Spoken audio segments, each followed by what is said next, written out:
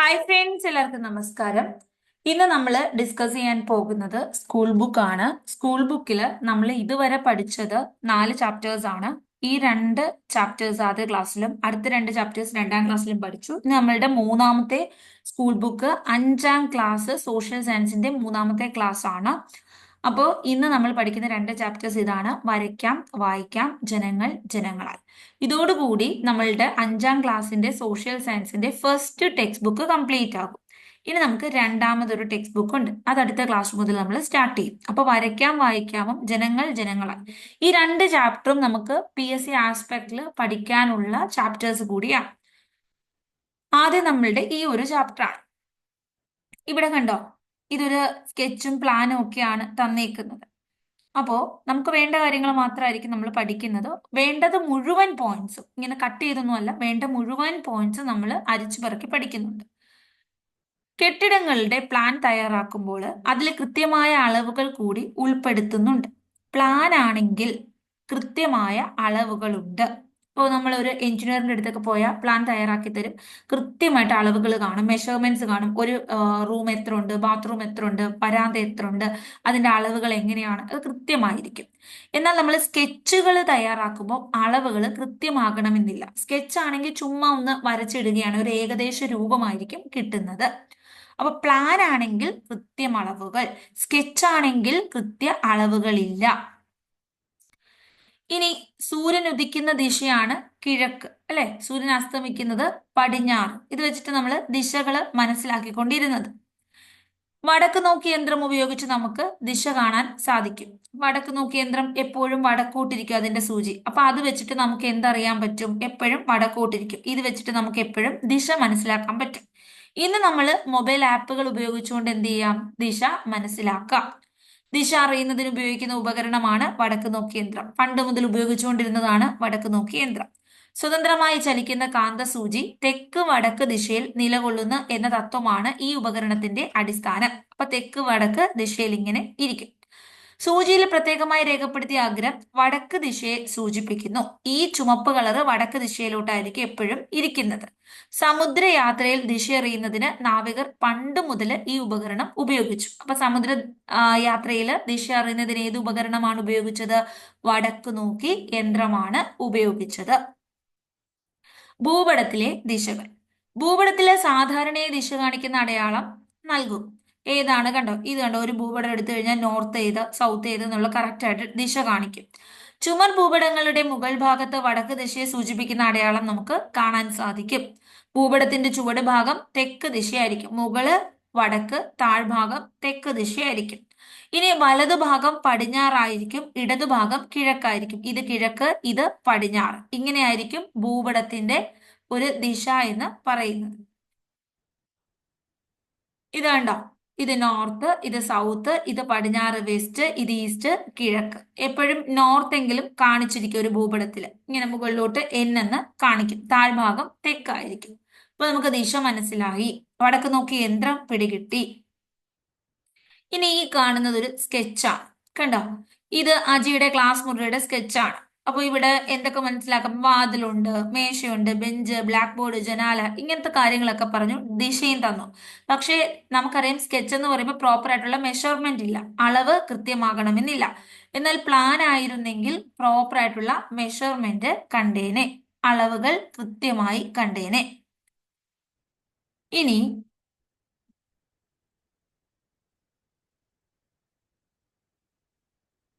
കുറുകെയുള്ള വരകൾ, നെടുകെയുള്ള രേഖകൾ, ഇത് അക്ഷാംശ രേഖാംശ സ്ഥാനം പറയുന്നതിന് വേണ്ടി പോവുകയാണ്. അപ്പോ ഇത് കണ്ടോ, ഈ ഒരു ഗ്ലോബ്, നമ്മുടെ ഒരു ഭൂമി, ഈ ഭൂമിയുടെ കേന്ദ്രത്തിലൂടെ ഒരു ചുവപ്പ് കളർ കാണാം. ഇതാണ് ഭൂമധ്യരേഖ. ഈ രേഖ ഗ്ലോബിനെ 2 അർദ്ധഗോളങ്ങളാക്കുന്നു. A എന്നും B എന്നും 2 ഗോളങ്ങളാക്കുന്നു. മുകളിൽ കാണുന്നതിനെ നോർത്ത്, താഴെ കാണുന്നതിനെ സൗത്ത്. മുകളിലുള്ളതിനെ ഉത്തര അർദ്ധഗോളം എന്നും അല്ലെങ്കിൽ വടക്കേ അർദ്ധഗോളം എന്നും, ഈ താഴെ കാണുന്നതിനെ നമുക്ക് ദക്ഷിണ അർദ്ധഗോളം അല്ലെങ്കിൽ തെക്കേ അർദ്ധഗോളം എന്നും പറയാം. ഭൂമധ്യരേഖയാണ് ഏറ്റവും വലിയ അക്ഷാംശ രേഖ. ഈ അക്ഷാംശ രേഖ 2 അർദ്ധഗോളമായിട്ട് വേർതിരിക്കുന്നു. മുകളിൽ കാണുന്നത് ഉത്തരാർദ്ധഗോളം, താഴെയുള്ളത് ദക്ഷിണാർദ്ധഗോളം. ഉത്തരം അല്ലെങ്കിൽ വടക്ക്, താഴെയുള്ളത് സൗത്ത് അല്ലെങ്കിൽ ദക്ഷിണം, തെക്കേ അറ്റം. അപ്പൊ ഭൂമധ്യരേഖ അതിന് സമാന്തരമായി മുകളിലും താഴെയും വരച്ചിരിക്കുന്ന ഈ വൃത്താകൃതിയിലുള്ള, ഇതിന് സമാന്തരമായിട്ട് ഇങ്ങനെ വൃത്താകൃതിയിൽ ഇങ്ങനെ വരച്ചേക്കുന്ന ഈ രേഖകളാണ് അക്ഷാംശ രേഖകൾ. ഈ ഭൂമധ്യരേഖയ്ക്ക് ഇങ്ങനെ ലംബമായിട്ട് 90 ഡിഗ്രിയിൽ ഇങ്ങനെ ലംബമായി വരച്ചേക്കുന്ന രേഖകൾ നമുക്കിവിടെ കാണാം. ഇതിനെയാണ് എന്ത് പറയുന്നത്? രേഖാംശ രേഖകൾ. അപ്പൊ നമുക്ക് അക്ഷാംശ രേഖയുണ്ട്, രേഖാംശ രേഖയുണ്ട്. ഏറ്റവും വലിയ അക്ഷാംശ രേഖയാണ് ഭൂമധ്യരേഖ, ഇക്വേറ്റർ. ഇക്വേറ്റർ എന്ന് പറയുന്നു 0 ഡിഗ്രി അക്ഷാംശ രേഖ. നമുക്ക് ഉത്തരാർദ്ധഗോളത്തിൽ അക്ഷാംശ രേഖകളുണ്ട്, ദക്ഷിണാർദ്ധഗോളത്തിലും അക്ഷാംശ രേഖകളുണ്ട്. ഇനി ഇതിന് 90 ഡിഗ്രിയിൽ ഇങ്ങനെ ലംബമായി വരയ്ക്കുന്നു. ലംബമായി വരച്ചിരിക്കുന്ന അർദ്ധവൃത്താകൃതിയിലുള്ള രേഖകളാണ് രേഖാംശ രേഖകൾ. ഒരു ഭൂമിയിലെ ഏതെങ്കിലും ഒരു സ്ഥലം അതിന്റെ സ്ഥാനം നിർണ്ണയിക്കുന്നതിന് സാങ്കല്പികമാണ് ഈ രേഖകൾ. ഇങ്ങനെ ഒരു രേഖകളൊന്നും ഇല്ല, നമ്മൾ സാങ്കല്പികമായി നമുക്ക് മനസ്സിലാക്കാൻ വേണ്ടി വെച്ചേക്കുന്നതാണ്. ഈ രേഖകളെ അടിസ്ഥാനമാക്കിയാണ് സ്ഥാനം നിർണ്ണയിക്കുന്നത്. അപ്പൊ സ്ഥാനം നിർണ്ണയിക്കുന്നത് അക്ഷാംശ രേഖകളാണ്, സമയം നിർണ്ണയിക്കുന്നത് രേഖാംശ രേഖകളാണ്. അപ്പൊ നമ്മുടെ ഇന്ത്യ എന്ന് പറയുമ്പോഴത്തേക്ക് നമുക്കൊരു അക്ഷാംശ രേഖ പറയും, രേഖാംശ രേഖയുണ്ട്. അപ്പോൾ ഓരോ സ്ഥലത്തിനും ഇപ്പൊ നമ്മുടെ കൊല്ലം ജില്ല അല്ലെങ്കിൽ പാലക്കാട് ജില്ല, കണ്ണൂർ ജില്ല, ഓരോ സ്ഥലത്തിനും അവിടെ തന്നെ പ്രത്യേക പ്രദേശങ്ങൾക്ക് എല്ലാത്തിനും ഓരോ അക്ഷാംശ രേഖകളുണ്ട്, രേഖാംശ രേഖകളുണ്ട്. അപ്പൊ ഈ അക്ഷാംശ രേഖകൾ വെച്ചിട്ടാണ് സ്ഥാനനിർണ്ണയം നടത്തുന്നത്. രേഖാംശ രേഖകൾ സമയ നിർണ്ണയത്തിനാണ്. ഗ്ലോബ്, ഭൂപടം. ഗോളാകൃതിയിലുള്ള ഭൂമിയുടെ മാതൃകയാണ് ഗ്ലോബ്. ഭൂമിയുടെ ഷേപ്പ് എന്താണ്? ജിയോയിഡ് ഷേപ്പാണ്. അപ്പോൾ ഒരു ഗോളം തന്നെയാണ്, പക്ഷെ ഇച്ചിരി ഇങ്ങനെ ഇച്ചിരി മുകളിലോട്ട് നിന്ന് ഇവിടെ ഇങ്ങനെ പരന്നിരിക്കുന്ന ഷേപ്പാണ്. അതിനെയാണ് ജിയോയിഡ് എന്ന് പറയുന്നത്. ഗോളാകൃതിയിലുള്ള ഭൂമിയുടെ ഉപരിതല സവിശേഷതകൾ ഒരു പരന്ന പ്രതലത്തിൽ വരച്ചു ചേർത്താൽ ഭൂപടമായി മാറും. അപ്പൊ ഇത് ഗോളം ഷേപ്പാണ് നമ്മുടെ ഭൂമി, പക്ഷെ നമ്മൾ അതൊരു പരന്ന പ്രതലത്തിൽ നമ്മൾ ഇങ്ങനെ അങ്ങ് വരയ്ക്കുകയാണെങ്കിൽ അതെന്തായി മാറും? അത് ഭൂപടമായി മാറും. ഒരു പരന്നതിലേക്ക് വരച്ചാൽ അത് ഭൂപടമാകും. ഗോളാകൃതിയിൽ ഇരിക്കുകയാണ്, ഭൂമിയുടെ അതേ മാതൃകയാണെങ്കിൽ അതിനെ നമ്മൾ ഗ്ലോബ് എന്ന് വിളിക്കും. ഈ കാണുന്നതാണ് ഗ്ലോബ്, 3 ഡയമെൻഷനിലാണ് ഗ്ലോബ്. എന്നാൽ ഈ കാണുന്നത് ഒരു ഭൂപടമാണ്. നമ്മൾ ഇങ്ങനെ ഒരു പരന്നതിൽ വരച്ചെടുക്കുന്നു. 2D ആണ് അല്ലെ, XY ആക്സിസ് ആണ് ഇതിനുള്ളത്. ഭൂപടം. അപ്പൊ ഈ കാണുന്നത് എന്താണ്? കേരളത്തിന്റെ ഭൂപടമാണ് അല്ലെ, കേരളത്തിന്റെ മാപ്പാണ്. അപ്പൊ മാപ്പിൽ എന്തുണ്ട്? ഡയറക്ഷൻസ് ഉണ്ട്. കണ്ടോ, north, south, west, east direction ഉണ്ട്. ഒരു ഹെഡിങ് ഉണ്ട്, കേരളം രാഷ്ട്രീയ ഭൂപടം. കണ്ടോ, കേരളം ഹെഡിങ് ഉണ്ട്. പിന്നെ എന്തുണ്ട്? ഇതിന്റെ കറക്റ്റ് ആയിട്ട് ദാണ്ട് വിഭജിച്ച് വെച്ചേക്കുന്നു. പിന്നെ ഇതിന്റെ തോതുകളൊക്കെ അടയാളപ്പെടുത്തിയിരിക്കുന്നു. പിന്നെ സംസ്ഥാന അതിർത്തി ഇങ്ങനെ ഒരു സിമ്പൽ കാണിച്ചേക്കുന്നു. ജില്ലാ അതിർത്തിക്ക് ഈ സിമ്പല്, തലസ്ഥാനങ്ങൾക്ക് സ്റ്റാർ, ജില്ലാ ആസ്ഥാനങ്ങൾക്ക് ഒരു കുത്ത്. ഇങ്ങനെ കുറെ സൂചനകളും നമുക്ക് കാണാം. ഭൂപടത്തിന്റെ മുകൾ ഭാഗത്ത് പൊതുവെ തലക്കെട്ട് നൽകുന്നു. ഏറ്റവും മുകളിലാണ് എന്ത് കൊടുക്കേണ്ടത്? ഹെഡിങ് അല്ലെങ്കിൽ തലക്കെട്ട് കൊടുക്കേണ്ടത്. ഈ തലക്കെട്ട് എന്തിനാണ്? ഉള്ളടക്കത്തെ സൂചിപ്പിക്കാൻ. അപ്പൊ ഇത് ഇന്ത്യയുടെ ഭൂപടം, അപ്പൊ ഇന്ത്യയെ കുറിച്ചുള്ളതാണ്. ലോക ഭൂപടം എന്ന് വെച്ചാൽ ലോകത്തെ കുറിച്ചുള്ളതാണ്. നദിയുടെ ഭൂപടം, അപ്പൊ നദിയെ കുറിച്ചുള്ളതാണ്. ഇനി ഭക്ഷണത്തിന്റെ കാര്യങ്ങൾ, അപ്പൊ ഭക്ഷണത്തിന്റെ കാര്യങ്ങളായിരിക്കും. അപ്പൊ ആ ഒരു ഹെഡിങ് മനസ്സിലാക്കിക്കൊണ്ട് ഇത് എന്താണ് സാധനം എന്ന് ഒറ്റയടിക്ക് നമുക്ക് മനസ്സിലാക്കാം. ദിശ കൊടുത്തിട്ടുണ്ട്, അപ്പൊ നോർത്ത്, സൗത്ത്, വെസ്റ്റ്, അപ്പൊ ആ ഒരു ഡയറക്ഷൻ നമുക്ക് മനസ്സിലാക്കാം. ഒരു ഭൂപടത്തിൽ എന്തൊക്കെ വേണം എന്ന് നമ്മൾ മനസ്സിലാക്കുകയാണ്. കാര്യം ഇതൊക്കെ സ്റ്റേറ്റ്മെന്റിൽ വേണമെങ്കിൽ ചോദിക്കാം, ഒരു ഭൂപടത്തിൽ എന്തൊക്കെ കാണപ്പെടുന്നു എന്നുള്ള രീതിയിൽ. ഭൂതല സവിശേഷതകൾ തിരിച്ചറിയുന്നതിനാണ് ഭൂപടത്തിൽ സൂചിക. സൂചിക എന്ന് പറയുന്നത് സംസ്ഥാന അതിർത്തി, ജില്ലാ അതിർത്തി, തലസ്ഥാനം, ജില്ലാ ആസ്ഥാനം ഇങ്ങനെയൊക്കെ കൊടുക്കുന്ന ഇതിനെയാണ് നമ്മൾ എന്ത് പറയുന്നത്? സൂചിക എന്ന് പറയുന്നത്. കണ്ടോ, സൂചിക നദിക്ക് ഇങ്ങനെ കൊടുക്കും. ദേശീയപാതയാണെങ്കിൽ 2 റെഡ് കളറിലെ വര, റെയിൽവേ പാതയാണെങ്കിൽ ഇങ്ങനെ കൊടുക്കും. ഇനി തുറമുഖമാണെങ്കിൽ കണ്ട ഒരു കപ്പൽ കൊടുക്കും. വിമാനത്താവളമാണെങ്കിൽ ഒരു വിമാനം. സംസ്ഥാന പാതയാണെങ്കിൽ ഒരു ഒറ്റ റെഡ് ലൈൻ. ഇത് 2 ലൈൻ ഉണ്ടെങ്കിൽ ദേശീയപാത. അപ്പൊ ഇങ്ങനെ ലോകം മുഴുവനും ഒരേ അടയാളങ്ങളാണ് ഉപയോഗിക്കുന്നത്. അപ്പൊ ഭൂതല സവിശേഷതകൾ, ഭൂമിയിലെ ആ ഒരു സവിശേഷതകൾ നമുക്ക് മനസ്സിലാക്കാനും പെട്ടെന്ന് തിരിച്ചറിയാൻ വേണ്ടിയിട്ടാണ് ഇങ്ങനെ സൂചികകൾ നൽകുന്നത്, സൂചിക കൊടുക്കുന്നത്. അപ്പൊ ഒരു ഭൂപടം എടുക്കഴിഞ്ഞാൽ ഹെഡിങ് ഉണ്ട്, തലക്കെട്ടുണ്ട്, ഉള്ളടക്കം മനസ്സിലാക്കാൻ. ഇതിന്റെ ഡയറക്ഷൻ അറിയാൻ ദിശയുണ്ട്. പിന്നെയോ ഇതിനകത്ത് കുറെ സൂചികയുണ്ട്. ലോകം മുഴുവൻ ഒരേ അടയാളങ്ങളാണ് നമ്മുടെ ഭൂപടത്തിന് ഉപയോഗിക്കുന്നത്. അപ്പൊ റോഡ് തന്നെ സംസ്ഥാന പാതയാണെങ്കിൽ ഒറ്റ ലൈൻ, പക്ഷെ റെഡ് കളർ ആയിരിക്കണം. നാഷണൽ ഹൈവേസ് ആണെങ്കിൽ 2 എണ്ണം അല്ലെ. റെയിൽ പാതയാണെങ്കിൽ ആ കളറും വേരിയേഷൻസ് ഉണ്ട് അല്ലെ. നദിയാണെങ്കിൽ ഇങ്ങനെ ഇതാണ്. തുറമുഖമാണെങ്കിലോ നമ്മളൊരു കപ്പലാണ് തുറമുഖമാണെങ്കിൽ വരയ്ക്കേണ്ടത്. ഇനി നോക്കിയേ, കാർട്ടോഗ്രഫി എന്താണ്? കാർട്ടോഗ്രഫി എന്നാണ് മലയാളം. ഭൂപടങ്ങൾ തയ്യാറാക്കുന്ന ശാസ്ത്രശാഖയാണ് ഭൂപടശാസ്ത്രം അഥവാ കാർട്ടോഗ്രഫി. അപ്പൊ ഭൂപടശാസ്ത്രം എന്നാണ് മലയാളത്തിൽ പറയുന്നത്. എക്സാമിന് കാർട്ടോഗ്രഫി എന്നും ചോദിക്കാറുണ്ട്. അപ്പൊ ഭൂപടങ്ങൾ തയ്യാറാക്കുന്ന ശാസ്ത്രശാഖയാണ്. ഭൂപടങ്ങൾ തയ്യാറാക്കുന്ന ആളെ കാർട്ടോഗ്രാഫർ എന്നാണ് വിളിക്കുന്നത്. ഭൂപടം തയ്യാറാക്കുന്ന ആളുടെ പേരെന്താ? കാർട്ടോഗ്രാഫർ. എക്സാമിൽ ചോദിച്ചിട്ടുള്ളതാണ് കാർട്ടോഗ്രഫി. നമ്മുടെ രാജ്യത്ത് ഭൂപടങ്ങൾ നിർമ്മിക്കുന്നതിനും പരിശോധിക്കുന്നതിനും പ്രസിദ്ധീകരിക്കുന്നതിനും കേന്ദ്ര സർക്കാർ ഏജൻസി ഉണ്ട്. അതിന്റെ പേരാണ് സർവേ ഓഫ് ഇന്ത്യ. ഇത് എക്സാമിന്റെ സ്ഥിരം ചോദ്യമാണ്. നമുക്ക് ഭൂപടമൊക്കെ നിർമ്മിക്കാൻ ഒരു പ്രത്യേക ഏജൻസിയെ തന്നെ നിയമിച്ചു വെച്ചിട്ടുണ്ട് ഇന്ത്യയിൽ. ഈ ഏജൻസിയുടെ പേരാണ് സർവേ ഓഫ് ഇന്ത്യ. SOI എന്നത് സർവേ ഓഫ് ഇന്ത്യ. ഇവരുടെ ആസ്ഥാനം ഉത്തരാഖണ്ഡിലാണ്, ഡെറാഡൂണിലാണ്. സ്ഥിരം ചോദ്യമാണ് ഉത്തരാഖണ്ഡ്, ഡെറാഡൂൺ. അപ്പൊ ഭൂപടങ്ങൾ തയ്യാറാക്കുന്ന ശാസ്ത്രശാഖയാണ് ഭൂപടശാസ്ത്രം അഥവാ കാർട്ടോഗ്രഫി. കാർട്ടോഗ്രാഫർ ആണ് തയ്യാറാക്കുന്ന ആള്. ഭൂപടങ്ങൾ നിർമ്മിക്കുന്നു, പരിശോധിക്കുന്നു, പ്രസിദ്ധീകരിക്കുന്നു. കേന്ദ്ര സർക്കാർ ഏജൻസിയാണ് സർവേ ഓഫ് ഇന്ത്യ. ഇത് ഉത്തരാഖണ്ഡ്, ഡെറാഡൂൺ ആസ്ഥാനം. ഇനി നമ്മൾ അടുത്തതിലേക്ക് പോകും. കേരളത്തിന്റെ തെക്കേയറ്റത്തുള്ള ജില്ല ഏതാ? തിരുവനന്തപുരമാണ്. വടക്കേയറ്റത്തുള്ള ജില്ല ഏതാ? അത് കാസർഗോഡാണ്, അല്ലെ? ഇനി ഒരുപാട് ജില്ലകളുണ്ട് രണ്ട് സംസ്ഥാനങ്ങളുമായി അതിർത്തി പങ്കിടുന്നത്. അപ്പൊ വയനാട് തമിഴ്നാടുമായിട്ട് അതിർത്തി പങ്കിടുന്നുണ്ട്, കാസർഗോഡുമായിട്ട് അതിർത്തി പങ്കിടുന്നു. ഭാരതപ്പുഴ ഒഴുകുന്ന ദിശ ഏതാ? കിഴക്ക് നിന്ന് പടിഞ്ഞാറോട്ടാണ്, അല്ലെ? ഭാരതപ്പുഴ ഒഴുകുന്ന ദിശ അറബിക്കടലല്ലേ പതിക്കുന്നത്. ഇനി കേരളത്തിന്റെ അയൽ സംസ്ഥാനങ്ങൾ ഏതൊക്കെയാ? തമിഴ്നാടുണ്ട്, കർണാടകയുണ്ട്. ഇതൊക്കെയാണ് കേരളത്തിന്റെ അയൽ സംസ്ഥാനങ്ങൾ എന്ന് പറയുന്നത്. അടുത്തതിലേക്ക് നമുക്ക് പോകാം. ഇത് ഇന്ത്യയുടെ ഭൂപടം. ഹെഡിങ് കണ്ടപ്പോൾ തന്നെ ഇന്ത്യ എന്ന് മനസ്സിലായി. പിന്നെ സൂചികകൾ ഇവിടെ തന്നെ കൊടുക്കും. തലസ്ഥാനം, കേന്ദ്രം, സംസ്ഥാനം, അന്താരാഷ്ട്ര അതിർത്തി, സംസ്ഥാന അതിർത്തി, പിന്നെ ഡയറക്ഷൻസ് ഉണ്ട്, സൂചികയുണ്ട്. ഇതൊക്കെയാണ് നമ്മളുടെ ഒരു ഭൂപടത്തിൽ ഉള്ളത്. നമ്മൾ കൃത്യമായി ഏതൊക്കെ സ്ഥലത്താണ് നമ്മുടെ സംസ്ഥാനങ്ങൾ, അതുപോലെ കേന്ദ്രഭരണ പ്രദേശം. ഇത് കണ്ടു, ഇപ്പൊ ഏറ്റവും മുകളില് വടക്കേയറ്റത്തുള്ള കേന്ദ്രഭരണ പ്രദേശം ഇപ്പോ ലഡാക്കാണ്. നേരത്തെ ജമ്മു ആയിരുന്നു. ഇപ്പൊ വടക്കേയറ്റത്ത് ഏതാണ്? ലഡാക്കാണ്. കേന്ദ്രഭരണ പ്രദേശമാണ് ജമ്മു. അപ്പൊ ഏറ്റവും വടക്കേറ്റത്തെ ഇപ്പോഴത്തെ സംസ്ഥാനം ഏതാണ്? ഹിമാചൽ പ്രദേശ് ആണ്. ഏറ്റവും വടക്കേറ്റത്ത് ഇപ്പോൾ ഹിമാചൽ പ്രദേശ് എന്ന സംസ്ഥാനം. ഇനി യൂണിയൻ ടെറിട്ടറി ഏറ്റവും വടക്കേറ്റത്ത് ലഡാക്കാണ്. ഇനി നമ്മൾ കിഴക്കേ അറ്റത്തെ സംസ്ഥാനം നോക്കുന്നു. കിഴക്ക് ഏത് സംസ്ഥാനമാണ്? കിഴക്കേ അറ്റത്ത് അരുണാചൽ പ്രദേശ്. പടിഞ്ഞാറേ അറ്റത്തെ സംസ്ഥാനം ഏതാണ്? ഗുജറാത്ത് ആണ് പടിഞ്ഞാറേ അറ്റത്ത്. ഇനി നമ്മുടെ ഇന്ത്യയുടെ തെക്കേ അറ്റത്തെ സംസ്ഥാനത്തിലേക്ക് പോകാം. തെക്കേ അറ്റത്ത് ആരാണ്? തമിഴ്നാടാണ്. തമിഴ്നാടാണ് തെക്കേ അറ്റത്ത് നിൽക്കുന്നത്. തെക്കൊരു അയൽ രാജ്യത്തെ നമുക്ക് കാണാം. ഏതാണ് തെക്കുള്ള അയൽ രാജ്യം? ശ്രീലങ്കയാണ്. ഇനി തെക്ക് നമുക്കൊരു കേന്ദ്രഭരണ പ്രദേശമുണ്ട് ഇന്ത്യയുടെ തെക്കായിട്ട്. ഏതാണ് ഈ കേന്ദ്രഭരണ പ്രദേശം? ആൻഡമാൻ നിക്കോബാർ ദ്വീപ സമൂഹമാണ് ഇന്ത്യയുടെ തെക്കായിട്ട് കാണപ്പെടുന്ന ഒരു കേന്ദ്രഭരണ പ്രദേശം. ഇനി നമ്മൾ നോക്കുന്നു, ഇന്ത്യയുടെ കിഴക്ക് ഭാഗത്തുള്ള കടലാണ് ബംഗാൾ ഉൾക്കടൽ. നോക്കിയേ, ഇന്ത്യ കിഴക്ക് ബംഗാള്, പടിഞ്ഞാറ് അറബിക്കടൽ. അപ്പോൾ കിഴക്ക് ഭാഗത്ത് ബംഗാൾ ഉൾക്കടൽ, പടിഞ്ഞാറ് അറബിക്കടൽ. ഇന്ത്യയുടെ തലസ്ഥാനം ഡൽഹി. ഏറ്റവും വടക്കുള്ള കേന്ദ്രഭരണ പ്രദേശം ലഡാക്കാണ്. വടക്കേത് കേന്ദ്രഭരണ പ്രദേശം? ലഡാക്ക്. അരുണാചൽ പ്രദേശ് ഇന്ത്യയുടെ കിഴക്കാണ്. കിഴക്കേ ഏറ്റവും അറ്റം, കിഴക്കേ അറ്റത്തെ പോയിന്റ് ആണ് കിബിത്തു. പടിഞ്ഞാറേ അറ്റത്തെ പോയിന്റ് ആണ് ഗുഹാർമോത്തി, ഗുജറാത്തിലാണ്.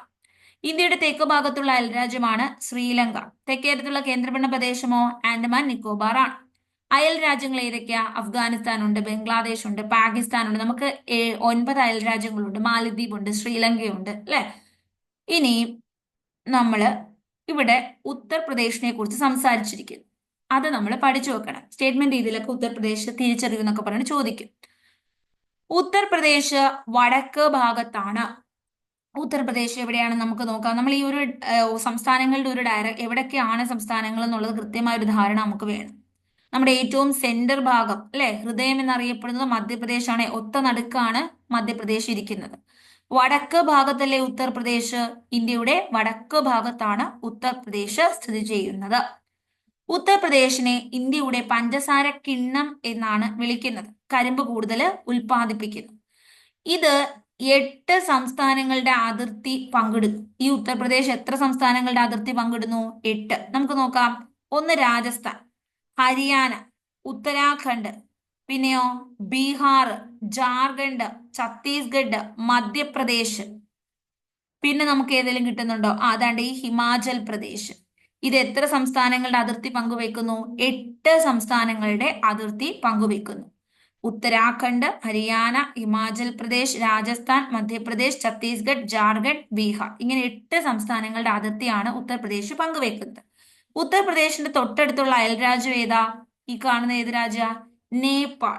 ഉത്തർപ്രദേശിന്റെ അയൽരാജ്യം നേപ്പാൾ. ഇത് നമ്മൾ പഠിച്ചു വെക്കണം. സ്കൂൾ ബുക്ക് പ്രത്യേകം നോട്ട് ചെയ്തത് കൊണ്ട് തന്നെ ഇതൊക്കെ ചോദിക്കും. വടക്ക് ഭാഗം അതിർത്തി ഒരു രാജ്യമാണ് നേപ്പാൾ. 8 സംസ്ഥാനങ്ങൾ അതിർത്തിയുണ്ട്. കരിമ്പ് കൂടുതൽ ഉൽപ്പാദിപ്പിക്കുന്നു. ഇന്ത്യയുടെ പഞ്ചസാര കിണ്ണം. ഇനി ഇവിടുത്തെ ഒരു കഥ, ഇവിടുത്തെ ഒരു നൃത്തകല ഏതാണ്? കഥക്കാണ് ഇവിടുത്തെ പ്രധാനപ്പെട്ട ഒരു നൃത്തകല. കേരളത്തിൻ്റെത് മോഹിനിയാട്ടവും കഥകളിയുമാണ്. അപ്പോ ഉത്തർപ്രദേശിൻ്റെത് കഥകാണ്. പ്രധാന നഗരങ്ങളാണ് കാൺപൂർ, ലക്നൗ, വാരണാസി, ആഗ്ര, അലഹബാദ്. ഇനി അശോക സ്തംഭത്തിലുള്ള സാരാനാഥ് ഈ ഉത്തർപ്രദേശിലാണ് സ്ഥിതി ചെയ്യുന്നത്. നമ്മുടെ അശോക സ്തംഭത്തിൽ എന്തുണ്ട്? സാരാനാഥ്. അശോക സ്തംഭത്തിലൂടെ ശ്രദ്ധേയമായ സാരാനാഥ് എവിടെയാണ്? ഉത്തർപ്രദേശിലാണ്. ഇനി അടുത്തത്, പോർച്ചുഗലിലെ ലിസ്ബൺ തുറമുഖത്ത് നിന്ന് 4 പായ്ക്കപ്പലുകളായി 170 പേരടങ്ങുന്ന നാവിക സംഘത്തെ നയിച്ചുകൊണ്ട് വാസ്കോഡ് ഗാമ ഇന്ത്യയെ കണ്ടെത്താൻ സമുദ്രമാർഗം യാത്ര തിരിച്ചു. കാറ്റിന്റെ സഹായത്തോടെ തെക്ക് കിഴക്കോട്ട് യാത്ര ചെയ്ത് ആഫ്രിക്കയുടെ തെക്കേ അറ്റത്തെത്തി. തുടർന്ന് ആഫ്രിക്കയുടെ കിഴക്കേ തീരം വഴി വടക്കോട്ട് സഞ്ചരിച്ച് എവിടെത്തി? മലിന്ദി തുറമുഖം. എക്സാമിന് ചോദിച്ചതാണ് മലിന്ദി തുറമുഖം. അവിടെ നാവികരുടെ നിർദ്ദേശങ്ങൾ സ്വീകരിച്ച് മൺസൂൺ കാറ്റുകളുടെ സഹായത്തോടെ 1498 മെയ് 20 ഇന്ത്യയുടെ പടിഞ്ഞാറേ തീരത്ത് കോഴിക്കോടിനടുത്ത് കാപ്പാട് തീരത്ത് എത്തിച്ചേർന്നു. അപ്പൊ ഇന്ത്യയിലേക്ക് ആദ്യം എത്തിയ നാവികൻ ആരാണ്? പോർച്ചുഗീസുകാരനാണ് വാസ്കോഡ് ഗാമ. എന്നാണ് എത്തിയത്? 1498 മെയ് 20. ആഫ്രിക്കയിൽ എത്തുന്നു. ആഫ്രിക്കയിൽ നിന്നാണ് മലന്തി തുറമുഖം വഴി ഇവിടോട്ട് വരുന്നത്. എവിടെ വന്നിറങ്ങിയത്? കോഴിക്കോട് ജില്ലയിലാണ്. കോഴിക്കോട് ജില്ലയിലാണ് വന്നിറങ്ങിയത്. കാപ്പാട് എന്ന തീരത്താണ്. പന്തലായനി എന്ന കടപ്പുറത്താണ്. യൂറോപ്പിൽ നിന്ന് ആയിരക്കണക്കിന് കിലോമീറ്റർ താണ്ടി വാസ്കോഡ് ഗാമ സംഘം സാഹസികമായി എവിടെ എത്തി? നമ്മുടെ ഇന്ത്യയിലെത്തി. ഇന്ത്യയിൽ തന്നെ കേരളത്തിലെ കോഴിക്കോട് ജില്ലയിലെ കാപ്പാട് തുറമുഖത്താണ് എത്തിച്ചേർന്നത്. അപ്പൊ വാസ്കോഡ് ഗാമ വരുന്നു അല്ലെ? അപ്പൊ ഈ ഒരു ഭൂപടം കണ്ടോ? ലോക ഭൂപടം. നമ്മുടെ സ്ഥലം എവിടെയാണ്? ഏഷ്യ എന്ന ഏഷ്യ എന്ന കോണ്ടിനെന്റ് എന്ന വൻകരയിലാണ് ഇന്ത്യ എന്ന രാജ്യമുള്ളത്. വടക്കേ അമേരിക്ക കണ്ടോ? തെക്കേ അമേരിക്കയുണ്ട്. നമുക്ക് 7 വൻകരകളാണ് ഉള്ളത്. വടക്കേ അമേരിക്ക, തെക്കേ America, Asia, Africa, Europe, Australia, പിന്നെ ഒരു അന്റാർട്ടിക്ക കൂടിയുണ്ട്. കണ്ടോ? അന്റാർട്ടിക്ക. ഇതിനകത്ത് എല്ലാം സമുദ്രങ്ങളുണ്ട് അല്ലെ? പസഫിക് സമുദ്രം, അറ്റ്ലാന്റിക് സമുദ്രം, അന്റാർട്ടിക് സമുദ്രം, ഇന്ത്യൻ മഹാസമുദ്രം, ആർട്ടിക് സമുദ്രം. കണ്ടോ? അപ്പോ ഇതാണ്ട് ഈ വടക്കേ അമേരിക്ക നോക്കുകയാണെങ്കിൽ പസഫിക് സമുദ്രമുണ്ട്, അറ്റ്ലാന്റിക് സമുദ്രമുണ്ട്. തെക്കേ അമേരിക്കയിലും ചുറ്റും സമുദ്രങ്ങളാണ്. ആഫ്രിക്കയിലും സമുദ്രങ്ങളിലെ ഉണ്ട്. യൂറോപ്പിൽ നോക്കുമ്പോഴും അറ്റ്ലാന്റിക് സമുദ്രം കാണാം. ഇനി ഏഷ്യ നോക്കുവാണെങ്കിൽ ഇവിടെയും സമുദ്രങ്ങളില്ലേ? ഓസ്ട്രേലിയയുടെ ചുറ്റും സമുദ്രങ്ങളില്ലേ? ഇനി അന്റാർട്ടിക്കയുടെയും ദാണ്ട് ഈ ഭാഗങ്ങളിൽ അന്റാർട്ടിക് സമുദ്രമുണ്ട്. അപ്പൊ എല്ലാവർക്കും ചുറ്റി എന്ത് കിടക്കാണ്? സമുദ്രങ്ങൾ ഇങ്ങനെ എല്ലാവർക്കും ചുറ്റി കിടപ്പുണ്ട്. ഓക്കെയാണ്. സമുദ്രങ്ങൾ കാണാൻ പറ്റുന്നുണ്ട്. ഇന്ത്യക്ക് ചുറ്റിയാണ് ഇന്ത്യൻ സമുദ്രം. ഏഷ്യയുടെ ചില ഭാഗങ്ങളിൽ പസഫിക് സമുദ്രം നമുക്ക് കാണാം. അപ്പൊ ഇതാണ് നമ്മുടെ 7 വൻകരകൾ. ഇന്ത്യ ഏത് വൻകരയിലാണ്? ഏഷ്യ എന്ന വൻകരയിലാണ്. നമ്മുടെ രാജ്യമായ ഇന്ത്യ ഏത് ഭൂഖണ്ഡത്തിലാണ്? ഏഷ്യ. ഇനി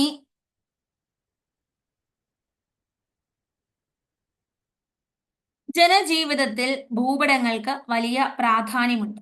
ഭൂമിശാസ്ത്ര പഠനത്തിന്, പ്രതിരോധം, ഈ ഒരു എവിടെയെങ്കിലും പ്രശ്നമുണ്ടോ, അങ്ങനെ നമ്മുടെ പട്ടാളക്കാർക്ക് വേണ്ടിയിട്ട്, വിനോദസഞ്ചാരത്തിന്, ഭരണ നിർവഹണത്തിന് ഏത് മേഖലയാണ് കൂടുതൽ ഫോക്കസ് ചെയ്യേണ്ടത് എന്ന് മനസ്സിലാക്കാൻ, ഭരണത്തിന്, ഗതാഗതത്തിന്, ഈ മേഖലകളിലൊക്കെ ഭൂപട പഠനം, ഭൂപടങ്ങൾ മനസ്സിലാക്കുന്നത് വളരെ ആവശ്യമാണ്. പ്രളയം, ഉരുൾപൊട്ടൽ തുടങ്ങി പ്രകൃതി ദുരന്തങ്ങളൊക്കെ ഉണ്ടാകുമ്പോഴും ദുരന്തമുഖത്ത് വേഗത്തിൽ എത്തിച്ചേരാൻ, ദുരിതാശ്വാസ പ്രവർത്തനങ്ങളിൽ ഏർപ്പെടാനും മാപ്പുകൾ അല്ലെങ്കിൽ ഭൂപടങ്ങൾ ഉപയോഗിക്കുന്നു. അപ്പോ നമ്മുടെ ആധുനിക ലോകത്ത് ഭൂപട വായന അത്യാവശ്യമാണ്.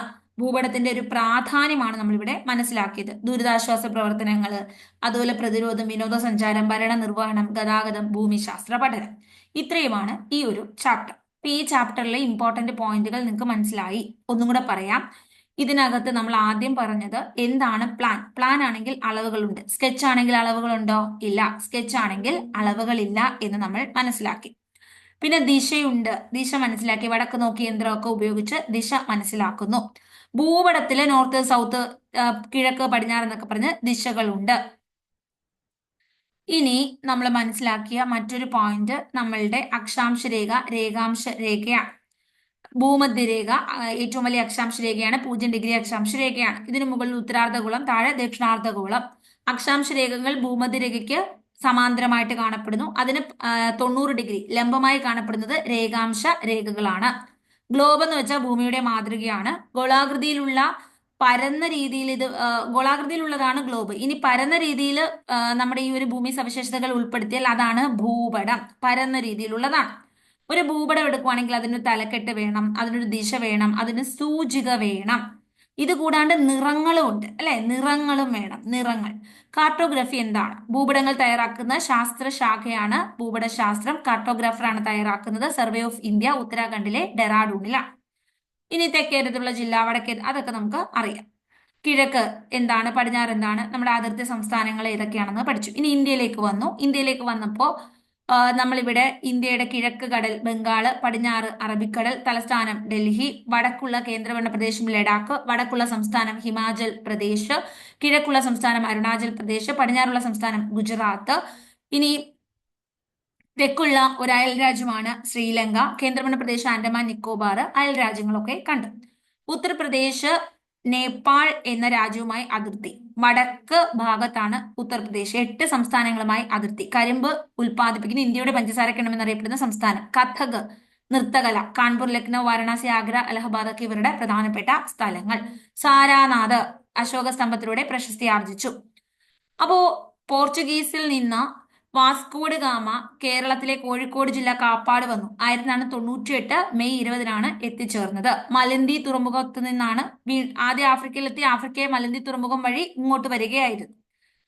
ഇനി നമ്മളുടെ 7 വൻകരകൾ, കുറച്ച് 5 സമുദ്രങ്ങളും കണ്ടു. ഏതൊക്കെ സമുദ്രങ്ങൾ കണ്ടു? പസഫിക് സമുദ്രം, അറ്റ്ലാന്റിക് സമുദ്രം, ഇന്ത്യൻ മഹാസമുദ്രം, ആർട്ടിക് സമുദ്രം, ഇനി അന്റാർട്ടിക് സമുദ്രം. 7 വൻകരകൾ കണ്ടു, 5 സമുദ്രങ്ങൾ കണ്ടു. ഇന്ത്യക്ക് എത്ര സംസ്ഥാനങ്ങളുണ്ട്? 28 സംസ്ഥാനങ്ങൾ. എത്ര കേന്ദ്രഭരണ പ്രദേശങ്ങളുണ്ട്? 8 കേന്ദ്രഭരണ പ്രദേശങ്ങൾ. 28 സംസ്ഥാനങ്ങൾ, 8 കേന്ദ്രഭരണ പ്രദേശങ്ങളാണ് ഇന്ത്യക്കുള്ളത്. നമുക്ക് ലോകത്ത് 7 വൻകരകളുണ്ട്, 5 മഹാസമുദ്രങ്ങളുണ്ട്. ഇനി നമ്മൾ പഠിച്ച മറ്റൊരു പോയിന്റ് ഭൂമിശാസ്ത്ര പഠനം, പ്രതിരോധം, വിനോദസഞ്ചാരം, ഇതിനൊക്കെ വേണ്ടിയിട്ടാണ് നമ്മൾ ഭൂപടം നിർമ്മിക്കുന്നത്. ഇത്രയാണ് ഇതിനകത്തെ പോയിന്റുകൾ. അടുത്ത ചാപ്റ്ററിലേക്ക് പോകുന്നു. ജനങ്ങൾ ജനങ്ങളാൽ. അപ്പൊ നമ്മളുടെ ലാസ്റ്റ് ഈ ഒരു സോഷ്യൽ സയൻസ് 5ാം ക്ലാസ്സിന്റെ ഫസ്റ്റ് പുസ്തകത്തിന്റെ ലാസ്റ്റ് ചാപ്റ്റർ ആണ് ജനങ്ങൾ ജനങ്ങളാൽ. അപ്പൊ ഇവിടെ എന്താണ്? തെരഞ്ഞെടുപ്പാണ് വിഷയം അല്ലെ. അപ്പൊ നമുക്ക് തെരഞ്ഞെടുപ്പിലേക്ക് പോകാം. ആദ്യം തന്നെ ജനങ്ങൾ നേരിട്ടോ അവർ തിരഞ്ഞെടുക്കുന്ന പ്രതിനിധികളോ ഭരണപരമായ കാര്യങ്ങളിൽ തീരുമാനമെടുക്കുന്ന സംവിധാനമാണ് ജനാധിപത്യം. എന്താണ് ജനാധിപത്യം? ജനങ്ങള് ഒന്നെങ്കിൽ നേരിട്ട് അല്ലെങ്കിൽ അവർ തിരഞ്ഞെടുക്കുന്ന ജനപ്രതിനിധികൾ ഭരണപരമായ കാര്യങ്ങളിൽ നമ്മളെ ഭരിക്കുന്നു, തീരുമാനമെടുക്കുന്നു. ഇതാണ് ജനാധിപത്യം. ജനങ്ങൾ ജനങ്ങൾക്ക് വേണ്ടി ഭരിക്കുന്നു അല്ലെങ്കിൽ ജനങ്ങൾ ഇഷ്ടപ്പെടുന്നവരെ കൊണ്ട് അവരെ ഭരിപ്പിക്കുന്നു. ഇതാണ് ജനാധിപത്യം. തദ്ദേശ സ്വയംഭരണ സ്ഥാപനങ്ങൾ എന്താണ്? ഗ്രാമപ്രദേശങ്ങളിലെ ത്രിതല പഞ്ചായത്ത്. നമുക്കിപ്പോൾ ത്രിതല പഞ്ചായത്ത് സംവിധാനമാണ്. ആരാണ് ത്രിതല പഞ്ചായത്ത് സംവിധാനം ആഹ്വാനം ചെയ്തത്? ബൽവന്ത് റായ് മേത്തയാണ്. ബൽവന്ത് റായ് മേത്തയാണ് ത്രിതല പഞ്ചായത്ത് സംവിധാനം ആഹ്വാനം ചെയ്തത്. ഗ്രാമപഞ്ചായത്ത് ഉണ്ട്, ബ്ലോക്ക് ഉണ്ട്, ജില്ലയുണ്ട്. എക്സാമിന് ചോദിക്കും തന്നിരിക്കുന്നവയിൽ ഏതാണ് ത്രിതല പഞ്ചായത്തിൽ ഉൾപ്പെടാത്തത്? ഗ്രാമപഞ്ചായത്ത്, ബ്ലോക്ക് പഞ്ചായത്ത്, ജില്ലാ പഞ്ചായത്ത്, താലൂക്ക്. ത്രിതല പഞ്ചായത്തിൽ ഉൾപ്പെടാത്തത് ഏതാണ്? എപ്പോഴും എക്സാമിന് വരുന്നതാണ്. താലൂക്കാണ് ഉൾപ്പെടാത്തത്. അപ്പൊ ത്രിതല പഞ്ചായത്താണ് ഉള്ളത്. ഗ്രാമപ്രദേശങ്ങളിൽ ഗ്രാമം, ബ്ലോക്ക്, ജില്ല. നഗരപ്രദേശങ്ങളിൽ ഭരണ സ്ഥാപനങ്ങൾ മുനിസിപ്പാലിറ്റി, കോർപ്പറേഷൻസ് ഇവയാണ്.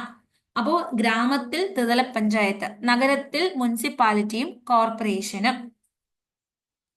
ഇനി എബ്രഹാം ലിങ്കൺ എന്തു പറഞ്ഞു? ജനങ്ങൾക്ക് വേണ്ടി ജനങ്ങളാൽ നടത്തപ്പെടുന്ന ജനങ്ങളുടെ ഭരണമാണ് ജനാധിപത്യം. ഇതാണ് എബ്രഹാം ലിങ്കൺ പറഞ്ഞത്. ജനങ്ങൾക്ക് വേണ്ടി ജനങ്ങളാൽ നടത്തപ്പെടുന്ന ജനങ്ങളുടെ ഭരണമാണ്. ഗാന്ധിജി പറഞ്ഞത് ജനാധിപത്യത്തെ കുറിച്ചുള്ള എന്റെ സങ്കല്പം അതിന് കീഴിൽ ഏറ്റവും ദുർബലനും ശക്തനും തുല്യമായ അവസരം ഉണ്ടായിരിക്കണം എന്നതാണ്. എല്ലാവർക്കും ഈക്വൽ റൈറ്റ്, ഈക്വൽ അവകാശങ്ങൾ ഉണ്ടാകണം. ദുർബലനാണെങ്കിലും ശക്തനാണെങ്കിലും ഒക്കെ, പണക്കാരനാണെങ്കിലും പാവപ്പെട്ടവനാണെങ്കിലും ഏത് ജാതിയിൽപ്പെട്ടവനാണെങ്കിലും എല്ലാവർക്കും ഒരു സമത്വം വേണമെന്നാണ് ഗാന്ധിജിയുടെ വാദം. ഇനി പുരാതന ഗ്രീസിലെ ഏതൻസിലാണ് ജനാധിപത്യത്തിന്റെ ആദ്യ രൂപം ഉദയം ചെയ്തത്. എവിടെയാണ് ജനാധിപത്യത്തിന്റെ മാതാവ്? ഗ്രീസിലെ ഏതൻസ്. പൊതുകാര്യങ്ങളിൽ തീരുമാനമെടുക്കുന്ന പ്രക്രിയയിൽ എല്ലാ വിഭാഗം ജനങ്ങളെയും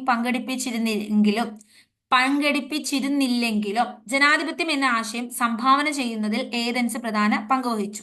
ഇന്ന് നിലവിലുള്ള ജനാധിപത്യ രീതിയുടെ തുടക്കം എന്നാൽ നമ്മുടെ പുരാതന ജനാധിപത്യം എന്ന് പറയുമ്പോൾ ഗ്രീസിലെ ഏതൻസ് ആണ്. എന്നാൽ ഇന്ന് നമ്മൾ കണ്ടുകൊണ്ടിരിക്കുന്ന നമ്മുടെ ആധുനിക ജനാധിപത്യ രീതിയുടെ തുടക്കം UK ആണ്. യുണൈറ്റഡ് കിങ്ഡത്തിന്റെ ഭാഗമായ ഇംഗ്ലണ്ടിൽ നിന്നാണ്. തെരഞ്ഞെടുപ്പ്, ജനപ്രതിനിധികളുടെ ഭരണം, പാർലമെന്റ് എന്നീ സംവിധാനങ്ങൾ രൂപം കൊണ്ടത് ഇംഗ്ലണ്ടിലാണ്. അപ്പോൾ എക്സാമിന് ചോദിച്ചതാണ്, തെരഞ്ഞെടുപ്പ് എന്ന സംവിധാനം ഇന്ത്യ കടമെടുത്തത് ഏത് രാജ്യത്ത് നിന്നാണ്? ഇംഗ്ലണ്ടിൽ നിന്നാണ് ഇന്ത്യ തെരഞ്ഞെടുപ്പ് കടമെടുത്തിരിക്കുന്നത്. അപ്പൊ നമ്മൾ ഇന്ന് കാണുന്ന തെരഞ്ഞെടുപ്പ്, അതുപോലെ ജനപ്രതിനിധികളുടെ ഭരണം, നമ്മുടെ പാർലമെന്റ് സംവിധാനം, ഇതൊക്കെ നമ്മൾ ഇംഗ്ലണ്ടിൽ നിന്ന് കടമെടുത്തേക്കുകയാണ്. അപ്പൊ പുരാതന രീതിയിൽ ആദ്യമായിട്ടൊരു ജനാധിപത്യ വ്യവസ്ഥ കാണാൻ പറ്റിയത് എവിടെയാണ്? പുരാതന രീതിയിൽ കാണാൻ പറ്റിയത് ഗ്രീസിലെ ഏതൻസിലാണ്. ഇന്നത്തെ ആധുനിക ജനാധിപത്യത്തിന്റെ ഉറവിടം UK ആണ്. പുരാതന ഗ്രീക്ക് ചരിത്രകാരനായ ഹെറോഡോട്ടസ് ആണ് ഡെമോക്രസി, ജനാധിപത്യം എന്ന പദം ആദ്യമായി ഉപയോഗിച്ചത്. ജനാധിപത്യം എന്ന് പറയുന്നത് ഗ്രീക്ക് വാക്കാണ്. ഡെമോക്രസി എന്നാണ് ഈ വാക്ക്. ഡെമോക്രസി ഇത് ആദ്യമായി ഉപയോഗിച്ച വ്യക്തിയുടെ പേരാണ് ഹെറോഡോട്ടസ്. ഡെമോസ് എന്നാൽ ജനങ്ങൾ, ക്രാറ്റോസ് എന്നാൽ അധികാരം, ജനങ്ങളുടെ അധികാരം. ഇതാണ് ഇതിന്റെ അർത്ഥം. ജനങ്ങളുടെ അധികാരം, ജനങ്ങളുടെ ഭരണം, ഇതാണ് ഡെമോക്രസി എന്ന വാക്കിന്റെ അർത്ഥം. അപ്പൊ ഗ്രീക്ക് പദമാണ് ഡെമോക്രസി. ഡെമോ മീൻസ് ജനങ്ങൾ, ക്രസി മീൻസ് ഭരണം അല്ലെങ്കിൽ അധികാരം. ഈ വാക്ക് ഇൻട്രൊഡ്യൂസ് ചെയ്തത് ഹെറോഡോട്ടസ്. ഒരു പ്രദേശത്തിന്റെ ഭരണ വികസന പ്രക്രിയയിൽ എല്ലാ ജനങ്ങൾക്കും പങ്കാളികളാകാനും തീരുമാനങ്ങൾ എടുക്കാനും അവസരം ലഭിക്കുന്ന വേദിയാണ് ഗ്രാമസഭ. ഇപ്പൊ ഗ്രാമസഭ കൂടുമ്പോൾ നമ്മുടെ ആ ഗ്രാമത്തിലുള്ള എല്ലാ ജനങ്ങൾക്കും അവിടെ പങ്കെടുക്കാം. എന്തൊക്കെ വികസനങ്ങൾ വേണം നമുക്ക് കൂട്ടായിട്ടിരുന്ന് ആലോചിച്ച് തീരുമാനിക്കാം. അപ്പൊ നമുക്ക് എല്ലാവർക്കും പങ്കാളികളാകാൻ പറ്റുന്ന ഒരു പദ്ധതിയാണ് ഗ്രാമസഭ. ഗ്രാമപഞ്ചായത്തിലെ ഓരോ വാർഡിലെയും വോട്ടർ പട്ടികയിൽ പേര് ചേർക്കപ്പെട്ട മുഴുവൻ ജനങ്ങളും ഗ്രാമസഭയിലെ അംഗങ്ങളാണ്. നഗരങ്ങളിൽ ഇതിന്റെ പേരാണ് വാർഡ് സഭ. നഗരങ്ങളിൽ ഇതിന്റെ പേര് വാർഡ് സഭ എന്നും ഗ്രാമങ്ങളിൽ ഇതിന്റെ പേര് ഗ്രാമസഭ എന്നുമാണ്. ഇതണ്ട എല്ലാവർക്കും അവരവരുടെ ആവശ്യങ്ങളൊക്കെ ഉന്നയിക്കാം. എന്താണ് പങ്കാളിത്ത ജനാധിപത്യം അല്ലെങ്കിൽ പ്രത്യക്ഷ ജനാധിപത്യം? ജനങ്ങൾ നേരിട്ട് ഭരണകാര്യങ്ങളിൽ പങ്കാളികളാകുന്ന ഭരണവ്യവസ്ഥയാണ് പങ്കാളിത്ത ജനാധിപത്യം. ജനങ്ങൾ നേരിട്ട് കാര്യങ്ങളൊക്കെ പറയും. ഇതാണ് പങ്കാളിത്ത ജനാധിപത്യം അല്ലെങ്കിൽ പ്രത്യക്ഷ ജനാധിപത്യം. താരതമ്യേന ജനസംഖ്യയും ഭൂവിസ്തൃതിയും കുറഞ്ഞ പ്രദേശങ്ങളിലാണ് പ്രത്യക്ഷ ജനാധിപത്യം സാധ്യമാകുന്നത്. അപ്പോൾ പ്രത്യക്ഷ ജനാധിപത്യം അല്ലെങ്കിൽ പങ്കാളിത്ത ജനാധിപത്യം എന്ന് വെച്ചാൽ ജനങ്ങൾക്ക് നേരിട്ട് ഭരണകാര്യങ്ങളിൽ പങ്കാളികളാകാം. ഇതാണ് ഈ പങ്കാളിത്ത ജനാധിപത്യം. ഇത് കൂടുതലും ജനസംഖ്യ കുറഞ്ഞ സ്ഥലങ്ങളിലാണ് ഇത് കണ്ടുവരുന്നത്. ഇനി കേരള നിയമസഭ. കേരളത്തിന്റെ സംസ്ഥാനത്തിന്റെ നിർമ്മാണ സഭയാണ്. നമ്മുടെ കേരള സംസ്ഥാനവുമായി ബന്ധപ്പെട്ട നിയമങ്ങൾ നിർമ്മിക്കുന്നത് കേരള നിയമസഭയിലാണ്. തിരുവനന്തപുരമാണ് നിയമസഭയുടെ ആസ്ഥാനം. 1888 സ്ഥാപിച്ച തിരുവിതാംകൂർ ലെജിസ്ലേറ്റീവ് കൗൺസിൽ, 904 സ്ഥാപിതമായ ശ്രീമൂലം പ്രജാസഭ, 1949 തിരുക്കൊച്ചി നിയമനിർമ്മാണ സഭ എന്നിവ നിയമസഭയുടെ വഴികാട്ടികളാണ്. അപ്പോൾ നിയമസഭ എന്ന് വെച്ചാൽ കേരളത്തിന്റെ നിയമം നിർമ്മിക്കുന്ന സ്ഥലമാണ്. ഇത് തിരുവനന്തപുരം ജില്ലയിലാണ്. 1888 തിരുവിതാംകൂർ ലെജിസ്ലേറ്റീവ് കൗൺസിൽ രൂപീകരിച്ചു. 904 ശ്രീമൂലം പ്രജാസഭ വന്നു. 949 തിരുക്കൊച്ചി വന്നു. ഇതിനൊക്കെ ശേഷം ഇതൊക്കെ നമ്മളുടെ ഒരു മുൻഗാമികളായിട്ട് പറയും. അതിനുശേഷമാണ് നിയമസഭ വരുന്നത്. നിയമസഭയുടെ ആദ്യ സമ്മേളനം 1957 ഏപ്രിൽ 27-നായിരുന്നു. എല്ലാ വർഷവും ഏപ്രിൽ 27 നിയമസഭാ ദിനമായി ആചരിക്കും. അപ്പൊ കേരളത്തിന്റെ നിയമസഭാ ദിനം എന്നാണ്? ഏപ്രിൽ 27 കേരളത്തിന്റെ നിയമസഭാ ദിനം എന്നാണ്? ഏപ്രിൽ 27 1957 ഏപ്രിൽ 27 നമ്മുടെ ആദ്യ നിയമസഭാ സമ്മേളനം നടന്നത്. അതുകൊണ്ട് ഏപ്രിൽ 27 എന്താണ്? നിയമസഭാ ദിനമാണ്. ഇത് കണ്ടോ, നമ്മുടെ നിയമസഭയിലെ എല്ലാ ജനങ്ങൾക്കും പോയിരിക്കാൻ പറ്റുമോ? ഇല്ല. അത് ജനങ്ങൾ തെരഞ്ഞെടുത്ത പ്രതിനിധികളാണ് ഇവിടെ വന്നിരിക്കുകയും ഇവരാണ് ഭരണകാര്യങ്ങൾ തീരുമാനിക്കുകയും ചെയ്യുന്നത്. അല്ലാതെ ഇത്രയും ജനങ്ങളുള്ള ഈ നമ്മുടെ കേരളത്തിലെ മുഴുവൻ കോടിക്കണക്കിന് ജനങ്ങൾക്ക് അവിടെ വന്നിരുന്ന് അവരെല്ലാരും കൂടെ പറയുന്ന കാര്യങ്ങളൊക്കെ എല്ലാം കൂടെ ചെയ്യാൻ പറ്റുമോ? ഇല്ല. കാര്യം ഇപ്പൊ ഗ്രാമസഭയിൽ എന്ന് വെച്ചാൽ കുറച്ച് ആളുകളാണുള്ളത് ആ ഗ്രാമത്തിൽ. അപ്പൊ അവർക്കെല്ലാം കൂടെ വന്നിരുന്ന് കാര്യങ്ങൾ തീരുമാനിക്കുക. അല്ലാതെ കോടിക്കണക്കിന് ആളുകൾ വന്നിരുന്ന് ഒരുമിച്ച് എന്തെങ്കിലും കൂട്ടായിട്ട് നമുക്ക് ഒരുമിച്ച് കാര്യങ്ങൾ തീരുമാനിക്കാൻ പറ്റത്തില്ല. അങ്ങോട്ടും ഇങ്ങോട്ടും അടിയായി പോകും എന്നല്ലാണ്ട് കാര്യങ്ങളൊന്നും നടക്കത്തില്ല. പരോക്ഷ ജനാധിപത്യം അല്ലെങ്കിൽ പ്രാതിനിധ്യ ജനാധിപത്യം. ജനങ്ങൾ തിരഞ്ഞെടുക്കുന്ന പ്രതിനിധികൾക്ക് ജനങ്ങൾക്ക് വേണ്ടി ഭരണം നടത്തുന്ന ജനാധിപത്യ രീതിയാണ് പരോക്ഷ ജനാധിപത്യം അല്ലെങ്കിൽ പ്രാതിനിധ്യ ജനാധിപത്യം. അപ്പൊ ജനങ്ങൾ കുറച്ച് ആളുകളെ, പ്രതിനിധികളെ അവർക്ക് വേണ്ടി ഭരണം നടത്താൻ തെരഞ്ഞെടുക്കും അല്ലെ. നമുക്കിപ്പോ ലോക്സഭ ഇലക്ഷൻ കുറച്ചുപേരെ തെരഞ്ഞെടുത്തു, നിയമസഭ ഇലക്ഷൻ നമ്മൾ കുറച്ചുപേരെ തെരഞ്ഞെടുത്തു. അപ്പൊ ഇങ്ങനെ ഇന്ത്യയെ പോലെ ജനസംഖ്യയും ഭൂവിസ്തൃതിയും കൂടിയ രാജ്യങ്ങളിൽ പ്രാതിനിധ്യ ജനാധിപത്യമാണ് പ്രായോഗികം. നമുക്കൊരു പരോക്ഷ ജനാധിപത്യം മാത്രമേ നടക്കുകയുള്ളൂ. നമുക്ക് ജനസംഖ്യ കൂടുതലാണ്. അപ്പൊ ഈ ഒരു ടേം മനസ്സിലാക്കുക. ഒന്ന് പങ്കാളിത്ത ജനാധിപത്യത്തിൽ അല്ലെങ്കിൽ പ്രത്യക്ഷം, മറ്റേത് പ്രാതിനിധ്യം അല്ലെങ്കിൽ പരോക്ഷം. നമുക്ക് നേരിട്ട് പോരുന്ന എല്ലാ കാര്യങ്ങളും ചെയ്യാൻ പറ്റത്തില്ല. ഇത്രയും ജനങ്ങളുണ്ട്, അവരെല്ലാം കൂടെ സമ്മേളിപ്പിക്കാൻ പോലും പാടാണ്. അതുകൊണ്ട് ഇത്രയും ജനങ്ങളുള്ള നമ്മളെപ്പോലുള്ള രാജ്യങ്ങൾക്കൊക്കെ പരോക്ഷ ജനാധിപത്യ രീതിയെ പറ്റും. ലോകത്തെ ഏറ്റവും വലിയ ജനാധിപത്യ രാജ്യങ്ങളിൽ ഒന്നാണ് ഇന്ത്യ. ലോകത്തിലെ ഏറ്റവും വലിയ ജനാധിപത്യ രാജ്യങ്ങളിൽ ഒന്നാണ് ഇന്ത്യ. എന്താണ് ജനാധിപത്യത്തിന്റെ സവിശേഷതകൾ? ജനാധിപത്യ സംവിധാനത്തിൽ ജനങ്ങൾക്കാണ് പരമാത്മായ അധികാരം. ഇപ്പൊ നമ്മൾ ലോക്സഭ ഇലക്ഷൻ നടന്നു, 5 വർഷത്തേക്ക് ഒരാളെ തെരഞ്ഞെടുത്ത് വിട്ടു. നിയമസഭാ ഇലക്ഷൻ നടന്നു, 5 വർഷത്തേക്ക് ഒരാളെ, ഒരു MLA തെരഞ്ഞെടുപ്പിച്ച് വിട്ടു. പക്ഷെ ഈ MLA അത്ര പോരാ എന്ന് നമുക്ക് തോന്നുവാണെങ്കിൽ അടുത്ത വർഷം ഇങ്ങനെ ജയിപ്പിക്കുമോ? പിന്നീട് ഒരിക്കലും ഇങ്ങനത്തെ ജയിക്കാൻ പറ്റത്തില്ല. അപ്പോൾ മികച്ച ഭരണം അവർ കാഴ്ചവെച്ചില്ലേ നമ്മൾ എന്ത് ചെയ്യും? എഴുതിത്തള്ളും അല്ലെ. അപ്പൊ നമ്മളുടെ കയ്യിലിരിക്കുക ഇവരെ ഇനി വിജയിപ്പിക്കണോ വേണ്ടായോ. അപ്പൊ അവർക്കും പേടിയുണ്ട്. അതുകൊണ്ട് അവർ നല്ല രീതിയിൽ കാര്യങ്ങളൊക്കെ ചെയ്യും. അല്ലെങ്കിൽ നമ്മൾ പിന്നെ വിജയിപ്പിക്കോ? ഇല്ല. അപ്പൊ ജനാധിപത്യ സംവിധാനത്തിൽ ജനങ്ങൾക്കാണ് പരമമായ അധികാരം. നിയമത്തിന് മുന്നിൽ എല്ലാവർക്കും തുല്യത ഉറപ്പുവരുത്തുന്ന നിയമമാണ് നിയമവാഴ്ച. നിയമവാഴ്ച എന്ന് പറയുമ്പോൾ ബ്രിട്ടനിൽ നിന്ന് നമ്മൾ കടമെടുത്തതാണ്. ഈ നിയമത്തിന് മുന്നിൽ പ്രധാനമന്ത്രി ആണെങ്കിലും പ്രസിഡന്റ് ആണെങ്കിലും ഒരു സാധാരണ പൗരനാണെങ്കിലും എല്ലാവർക്കും ഈക്വൽ റൈറ്റ്സ് ആണ്. ഒരാൾ കുറ്റം ചെയ്താൽ എല്ലാവർക്കും ഒരേ ശിക്ഷയാണ്. അല്ലാതെ പ്രധാനമന്ത്രി കുറ്റം ചെയ്താൽ അതങ്ങ് ക്ഷമിക്കാം, അങ്ങനെയില്ല. എല്ലാരെയും ഒരുപോലെ കാണാൻ പറ്റൂ. ജനങ്ങളെയും ഭരണകൂടത്തെയും തമ്മിൽ ബന്ധിപ്പിക്കാൻ സഹായിക്കുന്ന സ്വതന്ത്ര വാർത്താ മാധ്യമങ്ങളുണ്ട്. അപ്പൊ ജനങ്ങൾക്ക് എല്ലാ ജനങ്ങളിലേക്കും ഈ പ്രധാനമന്ത്രി ആണെങ്കിലും മറ്റു MLA മാരൊക്കെ ചെയ്യുന്ന കാര്യങ്ങൾ എത്തണം എന്നില്ല അല്ലെ. അതിനാണ് നമ്മൾ പത്രം വായിച്ച് മനസ്സിലാക്കുന്നത് ഓരോ സ്ഥലത്ത് എന്തൊക്കെ പ്രവർത്തനങ്ങൾ നടന്നു. അല്ലെങ്കിൽ ഇപ്പൊ നമുക്ക് ഫേസ്ബുക്ക് പോലുള്ള അല്ലെങ്കിൽ സോഷ്യൽ മീഡിയ പ്ലാറ്റ്ഫോംസ് ഉണ്ട്, ന്യൂസ് ചാനലുകളുണ്ട്. അപ്പൊ ഈ വാർത്താ മാധ്യമങ്ങൾ അവരാണ് നമ്മളിലേക്ക് വിവരങ്ങൾ എത്തിക്കുന്നത്. സ്വതന്ത്രവും നീതിപൂർവമായ തെരഞ്ഞെടുപ്പാണ്. തെരഞ്ഞെടുപ്പ് നടത്തുമ്പോഴും എന്താണ്? കൃത്യമായ തെരഞ്ഞെടുപ്പാണ്, കള്ളത്തരമൊന്നും ഇല്ലാതെ കൃത്യമായിട്ട് തെരഞ്ഞെടുപ്പ്. നമുക്കാണെങ്കിൽ ഇഷ്ടമുള്ളവർക്ക് വോട്ട് ചെയ്യാം, നമ്മൾ ഇന്ന ആൾക്ക് വോട്ട് ചെയ്യണമെന്നൊരു നിർബന്ധമൊന്നുമില്ല. അപ്പൊ നമുക്ക് വേണമെങ്കിൽ വോട്ടിങ്ങിന് പോയാൽ പോലും മതി. അപ്പൊ അങ്ങനെയൊന്നും ചോദ്യം ചെയ്യുന്നില്ല നമുക്ക് ഭയങ്കരമായ സ്വാതന്ത്ര്യമുണ്ട്. ഗവൺമെന്റിനെ വിമർശനങ്ങളിലൂടെ മെച്ചപ്പെടുത്താൻ സഹായിക്കുന്ന പ്രതിപക്ഷം. ഇപ്പോ ഒരു ഭരണപക്ഷം വരുമ്പോൾ ഇപ്പുറത്തെ ഒരു പ്രതിപക്ഷമുണ്ട്. അപ്പോൾ എന്ത് ചെയ്യും? എവരെന്തെങ്കിലും തെറ്റ് കുറ്റങ്ങൾ ചെയ്താൽ ഉടനെ അതിനെ വിമർശിച്ച് നേരെയാക്കാൻ പറ്റും. സ്വതന്ത്രവും നിഷ്പക്ഷവുമായ നീതിന്യായ വ്യവസ്ഥ. നമ്മളുടെ നീതിന്യായ വ്യവസ്ഥ ഇതിൽ നിന്നൊക്കെ വ്യത്യാസമാണ് അല്ലെ. നമുക്കൊരു കോടതികളുണ്ട്, ജില്ലാ കോടതി, ഹൈക്കോടതി, സുപ്രീം കോടതി എന്നൊക്കെ പറഞ്ഞ് നമുക്ക് പലതരം കോടതികളുണ്ട്. ഈ കോടതികളിലൂടെ പോയി നമുക്ക് എന്തെങ്കിലും അവകാശങ്ങൾ നിഷേധിക്കപ്പെട്ടാൽ നമുക്ക് നേടിയെടുക്കാനും പറ്റും. അപ്പൊ അത് സ്വതന്ത്രമായിട്ട് നിഷ്പക്ഷമായിട്ട് നിൽക്കുകയാണ്. ഈ കാണുന്നതാണ് എന്ത്? നമ്മുടെ ഇലക്ഷൻ കമ്മീഷൻ ഓഫ് ഇന്ത്യ. ഇത് നമ്മളിപ്പോ വോട്ട് ചെയ്യുന്നത് ഇങ്ങനെയല്ലേ? ഇങ്ങനെ ഉള്ള ബാലറ്റുകളിലാണ് നമ്മളിപ്പോ വോട്ട് ചെയ്യുന്നത്. നമ്മൾ പോയി കുത്തുന്നത് ഇങ്ങനെയാണ്. ഇവിടെ സ്ഥാനാർത്ഥികളുടെ പേരൊക്കെ കാണാം. ഇങ്ങനെ ഒരു രഹസ്യമായിട്ടാണ് നമ്മൾ വോട്ട് ചെയ്യുന്നത്. വേറെ ആർക്കും ഈ ലോകത്ത് വേറൊരാൾക്ക് പോലും മനസ്സിലാക്കാൻ പറ്റത്തില്ല. വോട്ട് ചെയ്തു എന്നറിയാൻ വേണ്ടി നമുക്ക് ഇങ്ങനെ ഒരു നീലമഷി നമ്മുടെ കൈവിരലിൽ പതിക്കുകയും ചെയ്യും. സാർവത്രിക പ്രായപൂർത്തി വോട്ടവകാശം. യാതൊരു വിവേചനങ്ങളും ഇല്ലാതെ നിശ്ചിത പ്രായം പൂർത്തിയായ എല്ലാവർക്കും തെരഞ്ഞെടുപ്പിൽ വോട്ട് ചെയ്യാനുള്ള അവകാശത്തെയാണ് സാർവത്രിക പ്രായപൂർത്തി വോട്ടവകാശം എന്ന് പറയുന്നത്. അപ്പോൾ നമുക്കറിയാം പ്രായപൂർത്തി വോട്ടവകാശം, പ്രായപൂർത്തിയാകണം. 18 വയസ്സ് തികഞ്ഞെങ്കിൽ ഒരു വിവേചനവും ഇല്ല. നമുക്ക് വോട്ടർ പട്ടികയിൽ പേരുണ്ടെങ്കിൽ നമുക്ക് ID പ്രൂഫുമായി പോയി വോട്ട് ചെയ്യാം.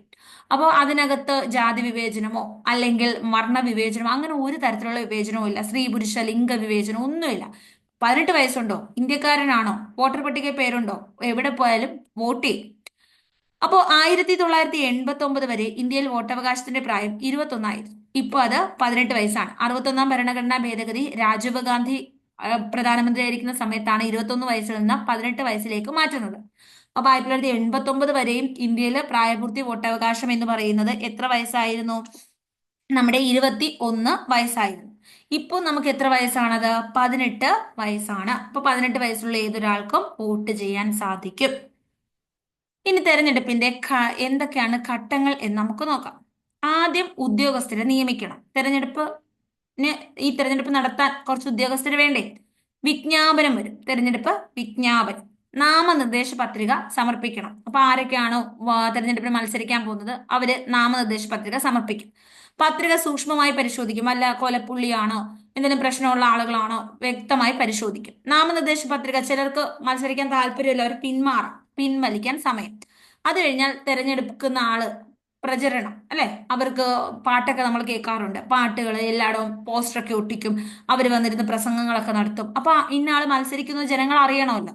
പിന്നെ വോട്ടെടുപ്പ്. ഒരു ദിവസം വോട്ട് ദിവസമായി പ്രഖ്യാപിക്കും. ആ ദിവസം 7 മണി മുതൽ രാത്രി 7 മണി വരെ, രാവിലെ 7 മണി മുതൽ സമയമുണ്ട് ക്യൂ നിന്ന് നമുക്ക് വോട്ട് ചെയ്യാം. പിന്നെ ഒരു ദിവസം പ്രഖ്യാപിക്കും. അന്ന് വോട്ട് എണ്ണും, ഫലം പ്രഖ്യാപിക്കും, വിജയിയെ പ്രഖ്യാപിക്കും. ആൾ MLA അല്ലെങ്കിൽ MP ഒക്കെ ആയി മാറും. അപ്പൊ ഉദ്യോഗസ്ഥരെയാണ് ആദ്യം നിയമിക്കേണ്ടത്. ഘട്ടമായിട്ട് എഴുതൂ എന്നൊക്കെ പറഞ്ഞ സ്റ്റേറ്റ്മെന്റ് രീതിയിൽ ചോദിക്കാം. ആദ്യം ഇത് നടത്താൻ കുറച്ച് ഉദ്യോഗസ്ഥരെ വേണം. വിജ്ഞാപനം അവർ പുറപ്പെടുവിക്കും. നാമനിർദ്ദേശ പത്രിക സമർപ്പിക്കാൻ ഡേറ്റ് പ്രഖ്യാപിക്കും. പത്രിക സൂക്ഷ്മമായി പരിശോധിക്കും. പിൻവലിക്കാൻ ഡേറ്റ് കൊടുക്കും. തെരഞ്ഞെടുപ്പ് പ്രചരണം, വോട്ടെടുപ്പ്, വോട്ടെണ്ണൽ, ഫലപ്രഖ്യാപനം. ഇനി എന്താണ് തെരഞ്ഞെടുപ്പിന്റെ ധർമ്മങ്ങൾ? ഈ തെരഞ്ഞെടുപ്പ് ഉള്ളത് കൊണ്ടാണ് ജനാധിപത്യം ശക്തിപ്പെടുത്തുന്നത്. വോട്ടർമാർക്ക് ബോധവൽക്കരണം നൽകും. നിങ്ങളാണ് തീരുമാനിക്കുന്നത് ആര് വിജയിക്കണം എന്ന്. കൃത്യമായി വന്ന് വോട്ട് ചെയ്യണം എന്നൊക്കെ പറയും. ഗവൺമെന്റുകൾ രൂപീകരിക്കാൻ പറ്റും. എല്ലാവർക്കും പ്രാതിനിധ്യം കിട്ടുന്നു. ഭരണകർത്താക്കളെ വളർത്തിയെടുക്കുന്നു. ഇനി തെരഞ്ഞെടുപ്പിന്റെ വിവിധ ധർമ്മങ്ങളെ കുറിച്ച് നമ്മൾ മനസ്സിലാക്കി. കേന്ദ്ര തെരഞ്ഞെടുപ്പ് കമ്മീഷനെ കുറിച്ചാണ് ഇനി പറയുന്നത്. ക്ലിയർ ആണ്? രാഷ്ട്രപതി, ഉപരാഷ്ട്രപതി എന്നീ പദവികളിലേക്കും പാർലമെന്റ്, സംസ്ഥാന നിയമസഭകൾ എന്നിവിടങ്ങളിലേക്കും സ്വതന്ത്രവും നീതിപൂർവവുമായ തെരഞ്ഞെടുപ്പ് നടത്തുകയാണ് തെരഞ്ഞെടുപ്പ് കമ്മീഷന്റെ ചുമതല. അപ്പൊ കേന്ദ്രത്തിലെ തെരഞ്ഞെടുപ്പ് കമ്മീഷൻ എന്തൊക്കെ ചെയ്യുന്നു? ഉപരാഷ്ട്രപതിയെ തെരഞ്ഞെടുക്കുന്നു, രാഷ്ട്രപതിയെ തെരഞ്ഞെടുക്കുന്നു, പാർലമെന്റ് തെരഞ്ഞെടുപ്പ് നടത്തുന്നു, അതായത് രാജ്യസഭ, ലോക്സഭ തെരഞ്ഞെടുപ്പ്, സംസ്ഥാന നിയമസഭ, നമ്മുടെ കേരളത്തിന്റെ MLA മാർ, മുഖ്യമന്ത്രി, അപ്പൊ MLA മാരുടെ തെരഞ്ഞെടുപ്പ്. ഇത്രയാണ് ചെയ്യുന്നത്. അപ്പൊ ഇതൊക്കെയാണ് കേന്ദ്രത്തിന്റെ കാര്യങ്ങൾ. എന്നാൽ നമ്മുടെ പഞ്ചായത്ത് പ്രസിഡന്റ്, ബ്ലോക്ക് പഞ്ചായത്ത്, അതൊക്കെ സംസ്ഥാനങ്ങളുടെ തെരഞ്ഞെടുപ്പ് കമ്മീഷനാണ് തദ്ദേശ സ്വയംഭരണ സ്ഥാപനങ്ങളുടെ തെരഞ്ഞെടുപ്പ് നടത്തുന്നത്. അപ്പൊ രാഷ്ട്രപതി, ഉപരാഷ്ട്രപതി, പാർലമെന്റ്, നിയമസഭ, ഇത് ഇത്രയും കേന്ദ്ര തെരഞ്ഞെടുപ്പ് കമ്മീഷനാണ്. 3 അംഗങ്ങളുള്ള തെരഞ്ഞെടുപ്പ് കമ്മീഷൻ. എത്ര അംഗങ്ങളുണ്ട് കേന്ദ്ര തെരഞ്ഞെടുപ്പ് കമ്മീഷനിൽ? 3 പേർ. മുഖ്യ തെരഞ്ഞെടുപ്പ് കമ്മീഷണർ ഉൾപ്പെടെ എല്ലാവരെയും നിയമിക്കുന്നത് രാഷ്ട്രപതിയാണ്. അപ്പൊ എത്ര അംഗങ്ങളുണ്ട് കേന്ദ്ര തെരഞ്ഞെടുപ്പ് കമ്മീഷനിൽ? 3 അംഗങ്ങൾ. എല്ലാരെയും നിയമിക്കുന്നത് ആരാണ്? രാഷ്ട്രപതിയാണ് എല്ലാരെയും നിയമിക്കുന്നത്. ആരാണ്? രാഷ്ട്രപതി. ഇനി നമ്മൾ ജനാധിപത്യം കണ്ടു. കുടുംബങ്ങളിലും ഇതുപോലൊരു ജനാധിപത്യം വേണം. അതായത് എല്ലാവരുടെ അഭിപ്രായങ്ങൾക്ക് ഒരു പരിഗണന വേണം. ഇനി ക്ലാസ് റൂമുകളിലോട്ട് പോയാലോ? കുട്ടികൾക്കും എന്ത് വേണം? ഒരു പരിഗണന വേണം. അതാണ് വിദ്യാലയങ്ങളിൽ ജനാധിപത്യം വരുന്നത്. എല്ലാ കുട്ടികൾക്കും അവസര സമത്വം, തുല്യത ഒക്കെ വേണം. എല്ലാ കുട്ടികൾക്കും പഠിക്കാനുള്ള ഒരു അവകാശമുണ്ട്. അപ്പൊ എല്ലാവരെയും വർണ്ണവിവേചനം, ജാതി വിവേചനം ഒന്നും ഇല്ലാണ്ട് കൃത്യമായി എല്ലാവരെയും ഒരേപോലെ കാണണം. അതാണ് വിദ്യാലയങ്ങളിലെ ജനാധിപത്യം. പിന്നെ നമ്മൾ പൊതുവിടങ്ങളൊക്കെ വൃത്തിയായി സൂക്ഷിക്കണം അല്ലെ? അപ്പോൾ നമ്മളിപ്പോ ഈ ഭൂമിയിൽ ജീവിക്കുന്നു. ഇനി വരാൻ പോകുന്ന ഫ്യൂച്ചർ, നമ്മുടെ കുഞ്ഞുങ്ങൾ, അവരുടെ മക്കളൊക്കെ വരാനുണ്ട്. അപ്പൊ നമ്മളിപ്പോഴേ ഇത് മാലിന്യമാക്കി നശിപ്പിച്ച് കളഞ്ഞാൽ അവർക്കും ജീവിക്കാനുള്ള അവകാശമില്ല. അത് നമ്മൾ നിഷേധിക്കുമല്ലേ? അപ്പൊ എല്ലാവരും, ഇനി വരാൻ പോകുന്ന തലമുറയും കൂടി ഇവിടെ ജീവിക്കാനുള്ളവരാണെന്നുള്ള ഒരു കരുതൽ വേണം. ഇനി നമ്മൾ ഒരു ബസ്സിലിരിക്കുക, ഒരാൾ മാത്രം അലറി അട്ടഹസിച്ചങ്ങ് സംസാരിച്ചുകൊണ്ടിരിക്കുക, ബാക്കിയുള്ളവർ കണ്ടോ ചെവി പൊത്തി. അപ്പോൾ നമ്മളൊരു പൊതു ഇടങ്ങളിൽ നമ്മൾ പാലിക്കേണ്ട ചില മര്യാദകളുണ്ട്. മറ്റുള്ളവരെ നമ്മൾ ഒരു തരത്തിലും ഡിസ്റ്റർബ് ചെയ്യാത്ത രീതിയിലായിരിക്കണം നമ്മളുടെ പെരുമാറ്റം. അതിൽ സീബ്ര ലൈനിലൂടെ ഒക്കെ നമ്മൾ എന്ത് ചെയ്യുള്ളൂ? ക്രോസ് ചെയ്യാവുള്ളൂ. പിന്നെ വേസ്റ്റ് ബിന്നിൽ തന്നെ കൃത്യമായി നമ്മൾ മാലിന്യങ്ങളൊക്കെ വലിച്ചെറിയണം. ഇങ്ങനത്തെ രീതികൾ ചെയ്യരുത്. അപ്പൊ നമ്മുടെ വീട് നമ്മൾ ചിലപ്പോൾ സൂക്ഷിക്കും, പക്ഷെ അപ്പുറത്തും ഇപ്പുറത്തും ഒക്കെ വലിച്ചങ്ങ് എറിയാൻ തുടങ്ങും. അപ്പൊ അത് നമ്മൾ ചെയ്യാൻ പാടില്ല. നമ്മളുടെ ഈ ഭൂമി മുഴുവൻ നമ്മുടെ സ്വന്തമാണെന്നുള്ള ഒരു ധാരണ നമുക്ക് വേണം. എല്ലായിടവും നമ്മുടെ നദികളാണെങ്കിലും ജലാശയങ്ങളാണെങ്കിലും എല്ലാം നമ്മൾ എന്ത് ചെയ്യണം? പൊന്നുപോലെ നോക്കാൻ ശ്രമിക്കണം. ഭരണാധികാരികളെ തെരഞ്ഞെടുക്കുന്നതിനപ്പുറം ജീവിതത്തിന്റെ എല്ലാ തലങ്ങളിലും ജനാധിപത്യം പുലർത്തണം. ആഹാരം, വസ്ത്രം, തൊഴിൽ എന്നിവ തിരഞ്ഞെടുക്കുന്നതിനുള്ള സ്വാതന്ത്ര്യം, അഭിപ്രായങ്ങൾ തുറന്നു പറയാൻ കഴിയുന്ന സാഹചര്യം ജനാധിപത്യ സമൂഹത്തിന്റെ സവിശേഷതയാണ്. കൂടാതെ തുല്യ പദവി, തുല്യ അവസരം, വിഭവങ്ങൾക്ക് മേലുള്ള തുല്യമായ അവകാശം എന്നീ സാഹചര്യങ്ങൾ അനുഭവവേദ്യമാകുമ്പോഴാണ് ജനാധിപത്യം അർത്ഥപൂർണമാകുന്നത്. നമ്മുടെ നരേന്ദ്രമോദി പ്രധാനമന്ത്രിയായപ്പോൾ പറഞ്ഞൊരു വാചകമുണ്ട്. നരേന്ദ്രമോദി പറഞ്ഞു, ഞാനൊരു ചായ കച്ചവടക്കാരനായിരുന്നു, ഞാൻ വെറും സാധാരണക്കാരനായിരുന്നു. ഒരു സാധാരണക്കാരന് ഇന്ത്യ എന്ന് പറയുന്ന മഹാരാജ്യത്തിന്റെ പ്രധാനമന്ത്രി, അതായത് ഇപ്പോൾ ഏറ്റവും വലിയ ആളായില്ലേ, അപ്പൊ വെറും ഒരു സാധാരണക്കാരന് ഒരു പ്രധാനമന്ത്രിയാകാൻ പറ്റും എന്ന് പറയുമ്പോൾ നമ്മുടെ ഈ രാജ്യത്തിന്റെ ജനാധിപത്യ വ്യവസ്ഥയുടെ വളർച്ചയാണ് ഇത് കാണിക്കുന്നതെന്നാണ് അദ്ദേഹം പറഞ്ഞത്. അപ്പൊ നമ്മുടെ ഈ രാജ്യത്ത് ആർക്ക് വേണമെങ്കിലും, പാവപ്പെട്ടവനെന്നോ പണക്കാരനെന്നോ ബുദ്ധിമാനെന്നോ അങ്ങനെ ഒന്നും ഒന്നിലൊരു ഡിഫറൻസ് ഇല്ല, ആർക്ക് വേണമെങ്കിലും ഏത് സ്ഥാനങ്ങളിൽ എത്തിപ്പെടാൻ പറ്റും അല്ലെ. നമ്മുടെ കഴിവുണ്ടായാൽ മതി, നമുക്ക് അങ്ങോട്ട് എത്തിച്ചേരാൻ പറ്റും. വേറെ തരത്തിലുള്ള വിവേചനങ്ങളൊന്നും ഇവിടെ ഇല്ല. അപ്പൊ ഇതൊക്കെ ജനാധിപത്യ വ്യവസ്ഥയുടെ ഒരു ഇമ്പോർട്ടൻസ് ആണ്. ഇതാണ് ഈ ഒരു ചാപ്റ്റർ. അപ്പൊ നമ്മൾ ഈ ഒരു ഫസ്റ്റ് ടെക്സ്റ്റ് ഇവിടെ കംപ്ലീറ്റ് ആവുകയാണ്. അപ്പൊ രണ്ടാമത്തെ ചാപ്റ്ററിന്റെ ഒന്ന് പെട്ടെന്നൊന്ന് റിവിഷൻ ചെയ്യുകയാണ്. എന്തൊക്കെയാണ് മെയിൻ പോയിന്റ്സ് നമ്മൾ പഠിച്ചതെന്നൊന്ന് അറിയണമല്ലോ. അപ്പൊ ആദ്യം ഇതിനകത്ത് എന്താണ് ജനാധിപത്യം അല്ലെ. അപ്പൊ അതിനകത്ത് ആദ്യം ഇതാണ് ജനങ്ങൾ നേരിട്ട് തെരഞ്ഞെടുക്കുന്ന പ്രതിനിധികൾ ഭരണപരമായ കാര്യങ്ങൾ തീരുമാനമെടുക്കുന്ന സംവിധാനമാണ് ജനാധിപത്യം എന്ന് പറഞ്ഞു. തദ്ദേശ സ്വയംഭരണ സ്ഥാപനങ്ങൾ ത്രിതല പഞ്ചായത്താണ് ഗ്രാമപ്രദേശം, ഗ്രാമം, ബ്ലോക്ക്, ജില്ല, നഗരം, മുനിസിപ്പാലിറ്റി, കോർപ്പറേഷൻ. ഇനി എബ്രഹാം ലിങ്കന്റെ വാക്ക്, ജനങ്ങൾക്ക് വേണ്ടി ജനങ്ങളാൽ നടത്തപ്പെടുന്ന ജനങ്ങളുടെ ഭരണമാണ് ജനാധിപത്യം. ജനാധിപത്യത്തെക്കുറിച്ചുള്ള ഗാന്ധിജിയുടെ സങ്കല്പം, ദുർബലൻ ശക്തൻ തുല്യമായ അവസരം വേണം. ഗ്രീസിലെ ഏതൻസിലാണ് പുരാതന ജനാധിപത്യത്തിന്റെ ഉറവിടം. ഇന്ന് കാണുന്ന ജനാധിപത്യത്തിന്റെ ഉറവിടം UK ആണ്, ഇംഗ്ലണ്ട് ആണ്. തെരഞ്ഞെടുപ്പ്, ജനപ്രതിനിധി ഭരണം, പാർലമെന്റ് ഒക്കെ നമ്മൾ UK നിന്ന് കടമെടുത്തു. പുരാതന ഗ്രീക്കിലാണ് ഹെറോഡോട്ടസ് ആണ് ഡെമോക്രസി എന്ന വാക്ക് പറഞ്ഞത്. ഡെമോസ് ജനങ്ങൾ എന്ന അർത്ഥം, ക്രാറ്റസ് അധികാരം അല്ലെങ്കിൽ ഭരണം എന്ന അർത്ഥം, ജനങ്ങളുടെ ഭരണം. ഗ്രാമസഭ എന്ന് പറയുമ്പോൾ ഭരണ വികസന പ്രക്രിയ, എല്ലാ ജനങ്ങളും പങ്കാളികളാകുകയാണ്. ഇനി നഗരങ്ങളിൽ അത് വാർഡ് സഭകളാണ്. പങ്കാളിത്ത ജനാധിപത്യം, പ്രത്യക്ഷം, ജനസംഖ്യ കുറവാണെങ്കിലേ ചെയ്യാൻ പറ്റൂ. പ്രത്യക്ഷ ജനാധിപത്യം, ജനങ്ങൾ നേരിട്ട് ഭരണഘടനകളിൽ പങ്കാളികളാവുകയാണ്. ഇനി കേരള നിയമസഭ 1888, തിരുവിതാംകൂർ ലെജിസ്ലേറ്റീവ് കൗൺസിൽ 904, ശ്രീമൂലം പ്രജാസഭ 949, തിരുക്കൊച്ചി നിയമനിർമ്മാണ സഭ. ഇതൊക്കെ ചോദിക്കുന്ന വർഷങ്ങളാണ്. 1957 ഏപ്രിൽ 27-നാണ് തിരുവനന്തപുരം ജില്ലയിൽ കേരളത്തിന്റെ നിയമസഭ ആദ്യ സമ്മേളനം നടത്തിയത്. ഏപ്രിൽ 27 നിയമസഭാ ദിനമായി ആചരിക്കുന്നു. Very important. പരോക്ഷ ജനാധിപത്യം, പ്രാതിനിധ്യ ജനാധിപത്യം. ഇപ്പൊ നമുക്ക് ഇന്ത്യയെ പോലുള്ള വലിയ ജനസംഖ്യ ഉള്ളവർക്ക് ചെയ്യാൻ പറ്റുന്നത് ഇതാണ്. ജനങ്ങൾ കുറച്ച് ആളുകളെ അവർക്ക് വേണ്ടി ഭരണകാര്യങ്ങൾ തീരുമാനിക്കാൻ വേണ്ടി തെരഞ്ഞെടുക്കുന്നു, അവർ ഭരണം നടത്തുന്നു. ഏറ്റവും വലിയ ജനാധിപത്യ രാജ്യം ഏതാണ് ലോകത്ത്? ഇന്ത്യയാണ്. എന്താണ് ജനാധിപത്യത്തിന്റെ സവിശേഷത? സ്വതന്ത്രം, നീതിപൂർവം, ജനങ്ങൾക്ക് വേണ്ടി ഭരിക്കുന്നു, നിഷ്പക്ഷമായ നീതിന്യായ വ്യവസ്ഥ, ഗവൺമെന്റിനെ വിമർശിക്കാൻ പ്രതിപക്ഷം, നിയമവാഴ്ച, പിന്നെ ജനങ്ങൾക്കാണ് പരമാധികാരം. ഇനി എന്താണ് സാർവത്രിക പ്രായപൂർത്തി വോട്ടവകാശം? 18 വയസ്സുള്ള എല്ലാവർക്കും വോട്ട് ചെയ്യാം.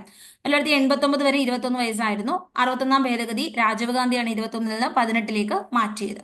തെരഞ്ഞെടുപ്പിന്റെ ഘട്ടങ്ങൾ: ഉദ്യോഗസ്ഥര്, വിജ്ഞാപനം, നാമനിർദ്ദേശക പത്രിക, സൂക്ഷ്മ പരിശോധന, പിൻവലിക്കൽ, തെരഞ്ഞെടുപ്പ് പ്രചരണം, വോട്ടെടുപ്പ്, വോട്ടെണ്ണൽ, ഫലപ്രഖ്യാപനം.